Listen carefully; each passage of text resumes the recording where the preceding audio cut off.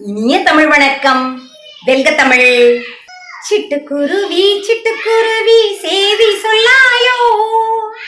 ஆமாங்க, சிட்டுக்குருவிகள் சிறகடித்து பறந்த காலம் எங்களுடைய பால்ய காலம்.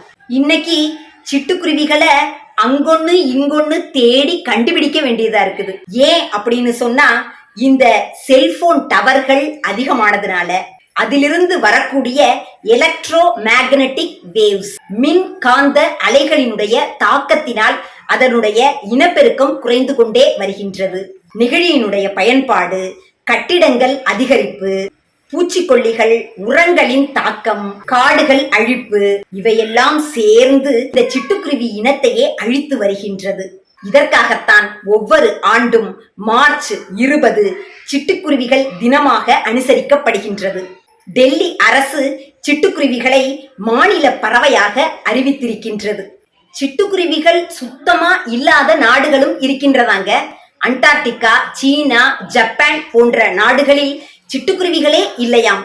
பாசர் டொமஸ்டிகஸ் என்ற பெயரை தாங்கிய இந்த சிட்டுக்குருவிகளின் குரலை கேட்டால் மன அழுத்தம் குறைகின்றது என்கிறார்கள் மருத்துவர்கள்.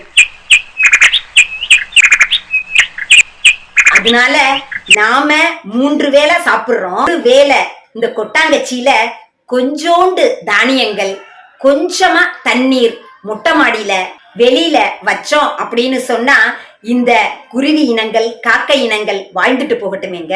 காக்கை குருவி எங்கள் ஜாதி, நீல் கடலும் மலையும் எங்கள் கூட்டம் என்றான் பாரதி. பாரதியினுடைய மனைவி செல்லம்மாள் பக்கத்து வீட்டுல போய் கொஞ்சோண்டு அரிசி சாதம் வடிச்சு சாப்பிடுறதுக்காக வாங்கிட்டு வர, அதை வாங்கி பாரதி காக்கைகளுக்கும் குருவிகளுக்கும் தூவினானாம். செல்லம்மா, நாம சாப்பிடாம இருந்தா ஒன்னும் குடிமூழ்கி போயிடாது. இந்த காக்கைகளுக்கும் குருவிகளுக்கும் யார் இருக்கா சாப்பாடு கொடுக்க?